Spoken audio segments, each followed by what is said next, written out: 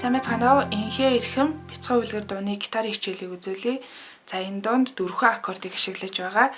Эхнийх нь C минор. Бүтэн аккорд барьждаг хүмүүсээ бол 1-р хороогаа 2-р ладны 1-р утсан дээр тавиад 4-р утснаас доош нь татаж тоглоорой. За 2 дахь аккорд нь соль мажор. Тэгээд ми минор, ля мажор. За энэ дог дуучидтай адилхан өнгөөр дуулахыг хүсвэл капаго 1-р ладан дээр хийгээд тэгээд си минороос эхлээд ингээд тоглох байгаа. За бүх хүн капаго учраас эхлээд капагогээр тоглож үзцгээе. За интро хэсгээр бол саяны 4 аккордыг 4 удаа тойруулаад тоглоно.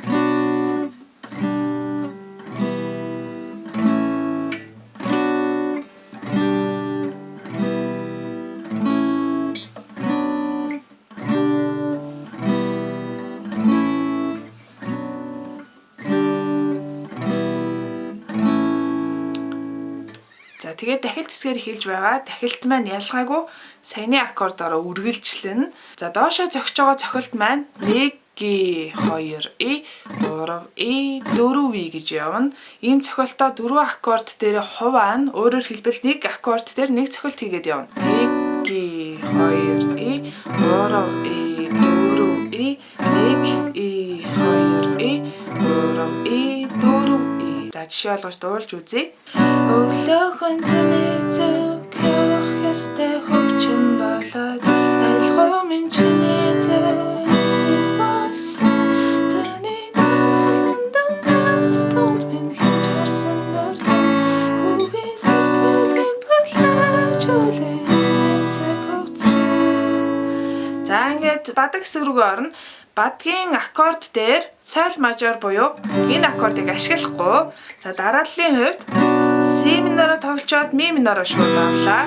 Тэгээд ля мажороо аваад буцаад си минор дээр тойрог маань дуусна. Дахиад си минороос эхэллээ. Ми минор, ля мажор, си минор. За энэ тойргийг хийж явна. За цохилтоо саяныхаараа үргэлжлүүлээд хийгээд байж болно. Гэхдээ жоохон уйтгартай санагдах юм бол хэмжээний хувьд баг зэрэг өөрчлөөд тоглоё. За жишээлбэл доошоо зогсчихсан бол одоо доошоо дээшээ. За хэмжээний хувьд 1 G 2 гээд 2-ын арын E дээр доошоо зохино. 1 G 2 E 3 E 4 тэгээд E. За жишээлбэл 1 G 2 E 3 E 4 E 1 G 2 E 3 E 4 E 1 G 2 E 3 E 4 E. Ийм болох нь. За аккорд дээр хувааж тоглохдоо өмнөх доошоо цохилтыг 4 хувааж байсан бол одоо энэ цохилтыг 2 аккорд дээр хуваана.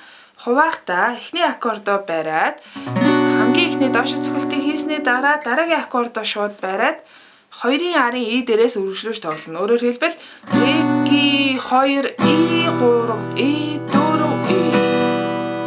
За тэгэл ля мажороо барьлаа. 1 G доошоо цохилоо. Дараагийн аккордыг сольж бариад 2 E 3 E 4 E. Тэгэхээр ийм болох нь 1 G 2 E 3 E 4 E 1 G 2 E 3 E 4 E. За эхнийхээ бадаг хэсгийг дуулж үзье. Номны хавцсан бяцхан шараа тогтсон байлаа. Гарч хийгэн сөхөд хайхай төгсөн нэрэн нулин хахан өрөөний бол сандал тавьж тоглон эхнийх нь хавцсан үлгэрийн дэжихэсэн байлаа.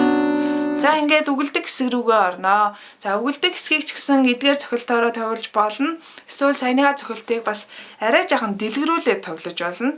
За өөрөөр хэлбэл энэ доошоо цохилтуудынхаа дунд 2 дээшээ цохилтыг нэмж өгнө. 1-ийн арын 1 E 2 гэдэг дээр дээшээ. Тэгээд E гэдгээ адилхан доошоо зогчоод 3 E гэдэг дээр дээшээ цохилт нэмж өгнө. Тэгээд 4 E гэдэг нь адилхан. Тэгэхээр 1 E 2 E 3 E 4 E. Энэ цохилт алах нь 1 E 2 E 3 E 4 E 1 И 2 И 3 И 4 И. За аккордоо хуваахтаа бас адилхан 1 болон 2-ын арын игээр салгаж хуваана. Тэгэхээр 1 И 2 гэдгээ зогсныхоо дараа дараагийн аккордоо барьлаа. И 3 И 4 И гэж хуваана гэсэн үг.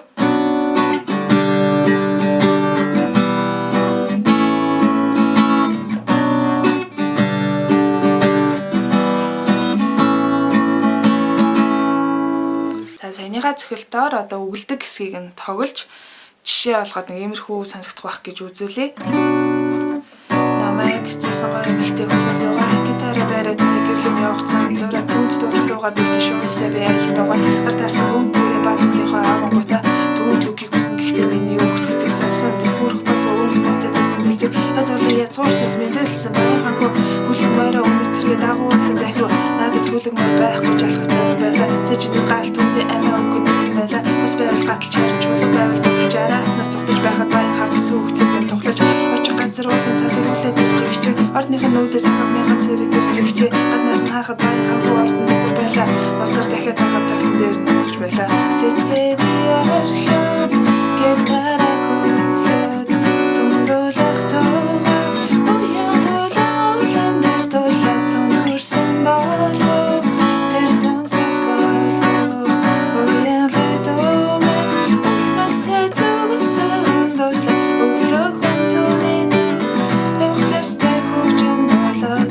айлхуу чиний зүг сэхвасан түүний гавлан дастан чарсан нурлаа нүгийн сэтгэлээ болоод үлэрийн цаг хугацаа.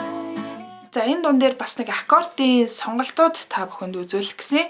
За жишээлбэл C минороос эхэлж байгаа. Тэгээд дуушных нь өнгөтэй адилхан дуулах гад капаго нэг дээр хийх юм бол жишээ нь дээшээ хэсгүүд дээр миний хоолой гарахгүй. Тэгэхээр энэ дууг 2 хагас тоноор доошлуулж болно. Тэгхийн бол ля минор, фа диез, тэгээд ре минор, соль мажор гэсэн 4 аккордоор тоглож болж байгаа юм. Өглөө хүн түүний зүг явах ёстой хөгжим болоод айлхуу чиний зүг нисэх болсон түүний наруулан дундаас түнхэн хинч харсан дурлаа бүгийн сэтгэлийг болоод үлэрийн цаг хугацаа. За гэх мэтчэн тоглох юм бол яг дээшээ хоолоо жоохон гарахгүй байгаа хүмүүст тохирно. За эсвэл бол бүр доод өнгөөр дуулна гэж тооцох юм бол энэ эхний хувилбараа 5 хагас тоноор дээшлүүлээд нэгч бүтэн аккорд ашиглахгүйгээр ми минор, до мажор, тэгээд ля минор, ре мажор гэсэн 4 аккордыг ашиглаж болж байгаа юм.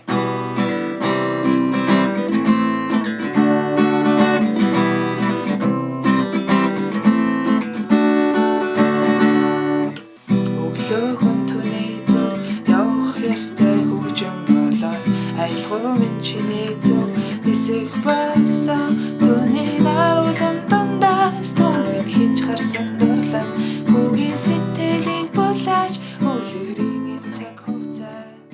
За ингэж дуулж бас болох нэ. Нэгнийгээр юу гэж хэлэх гэсэн хэр хүн болгоны хоолойны чадал цар хүрээ өөр эдэг учраас өөрийнхөө хоолойнд тохирсон тэр аккордыг олоод хоолойндоо тохируулаад бас дуулаарэ гэж хэлэх гээд байгаамаа. Тэгээ та бүхэндээ амжилт хүсье. Асууж тодруулах зүйл хам сэтгэл хэсэг бичээд үлдээгээрэй. Бас subscribe гэсэн товчон дээр дарж бидний ажлыг дэмжихээ мартаваа. Баярлалаа, баяртай.